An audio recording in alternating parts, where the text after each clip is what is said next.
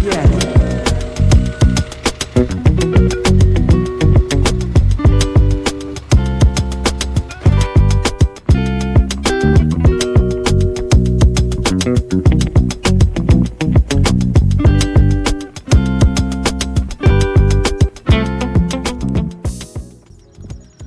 Okay, you guys, it is Friday afternoon.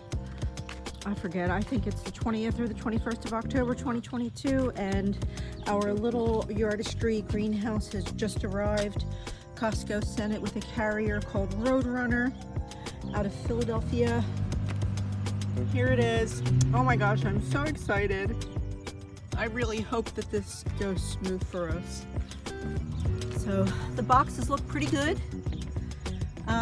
As you can see, it is truly a curbside delivery, and our driveway is big, so we have a couple of little flat dollies to get these boxes moved. Looks like the boxes are in decent shape except for one corner over here. A strap went through, so hopefully nothing inside is damaged. But we're going to go ahead and try to get it moved.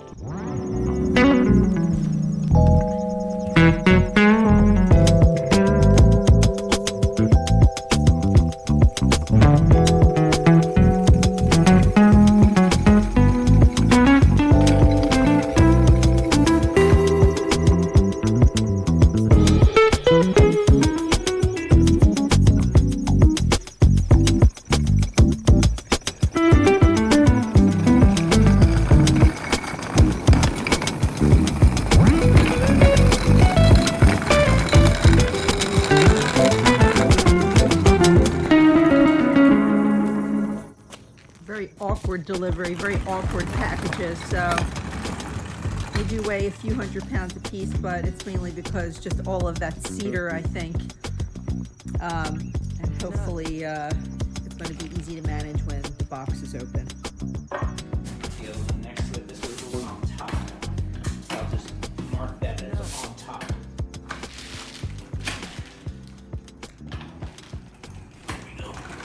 Oh my gosh, you guys, so today is like an absolutely beautiful day out here, and tomorrow's supposed to be real nice, but Sunday winds are supposed to kick up here in our area, and it's just the two of us, and we're gonna try to get this thing started. We're gonna start working on finishing leveling the pad. We had some really kind neighbors lend us some different leveling tools and things like that we'll be using. So, you know, here we are. Phase 1 has officially begun. Well, I guess this is really phase 2 because we already started the pad a few weeks ago. So, you know, it's a shame we don't know. The weather's supposed to be poor next week. So then we're dealing with cold temperatures coming and silicone settings. So we'll see how smooth it goes tomorrow. Hopefully we can get the pad smoothed out and get this thing ready to go. And I did read one of the reviews online that said that they were 70 and 72 years old and they put together the main structure in an afternoon. So we'll see how tomorrow goes. Hey guys, today is Saturday, October 22nd. It is an absolutely beautiful day here in New Jersey, and we expect that it's going to be nice overall all day long. The temperatures are in the 70s, but it did freeze again last night. Everything was pretty well frosted over, but we had the lettuce protected, so everything else is holding its own because it's frost hardy. So we continue on with that facet of the garden. Today we are heading back to harvest my lettuce, so I'm stopping by to give you a look of where we are with things with leveling the pad for the greenhouse. So as you can see, John is having to really heavily fill the one corner off to the left here because of the level of grade we're on in swale. The material will be thinner down here on my right side, and then it just gets higher and higher and higher to the left here because we have to build that corner up. So this is quarry stone that is going to be our foundation, and we're using the quarry stone because it's a mix of different size trap rock and cinder dust. And then once we get a good level perimeter as far as height, I keep equating it to like a pie crust. And then the area that's going to be lower in the middle is going to get filled in and packed and tamped down with actual cinder dust. Once we get that area level to a point where we can put our timbers on here for the base of the greenhouse, we will go ahead and put down some landscape fabric, and then we'll bring the timbers out and make sure that we have good level. So if you don't have a level foundation, your structure's never going to stand up, and it'll be susceptible to wind damage and settling and all of that. So we can't have that. But if you can see the string line that we ran here, we do have plumb bobs on them so that we can, try to get, a really rough level. This isn't going to be perfect, but this is looking pretty good right now. So I'm pretty well pleased with this. It's been a real struggle for two reasons. We're working with, as you can see, the difference of height. And this is something you all want to do. If you're thinking about building this greenhouse, you want to make sure your area is level. You can see how much stone we have packed there. We want it up higher because there's water runoff. So we don't want this thing sitting in a basin of water. Then you come down here and the rock is actually much, much higher. So that will allow for good drainage. It will allow for level, and we should be in a good space. So, with one person doing this with no real building experience, this isn't really a very easy thing to do. But John's doing his best, and all I can do is stand and put my eye on it for him and tell him where I think it needs to go, and that's how we're working together right now. Yeah, so on a better day, I would be out here on my hands and knees doing the best I could to work with him back here, and I feel really bad.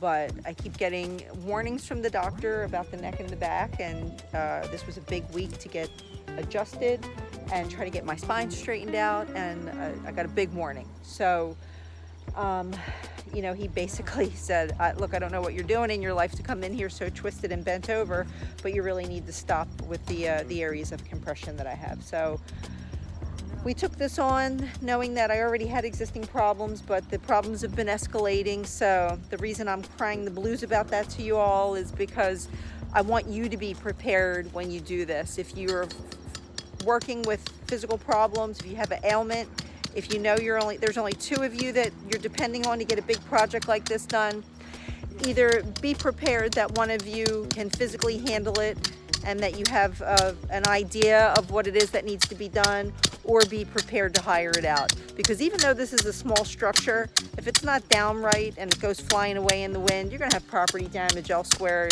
damaging the neighbor's property. You really don't want that. Plus there's just a level of heartache that comes with something getting damaged because it couldn't go down right.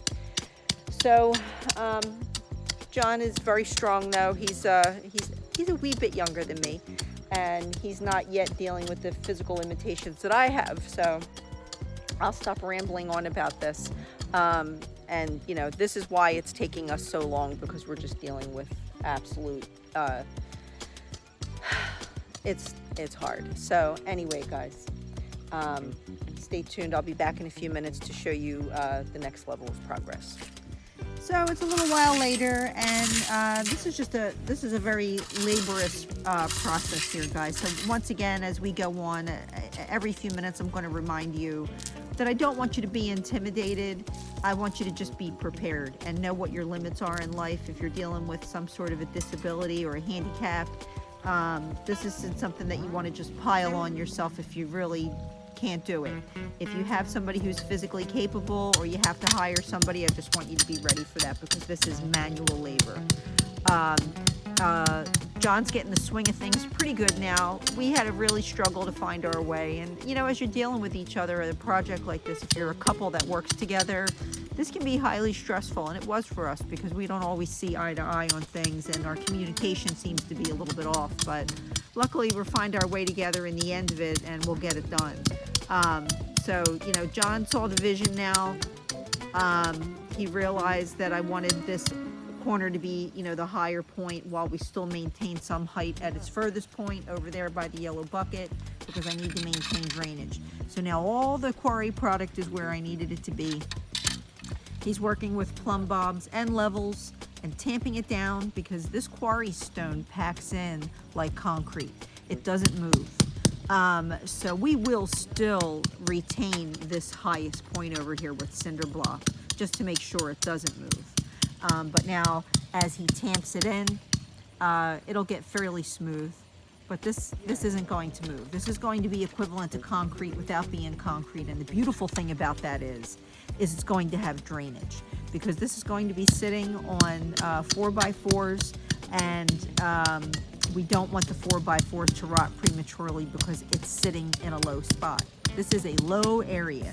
So, you know, this was all we could do. Otherwise, the greenhouse would have to go up on the patio, which we don't want to do, or we would have to have built it with more wood timbers, and we don't want to do that either, or it would have had to go out into the middle of the yard where it's more level. So, you know, this was going to be a process for us. So we're moving along. It's going into the right direction, and hopefully we'll have some cinder dust down today, and we'll be ready eventually by the end of the day to bring those timbers out and make sure that we have true level and nothing is coming out of the boxes as far as the greenhouse until we know our base is fully prepared, safe, and that it all makes sense. So here we go, guys. Bear with us. We're moving along, and hopefully you'll watch these tutorials from beginning to end, because it's very, very important that you learn from our experience here, whether it be learning by our mistakes or learning by our triumphs.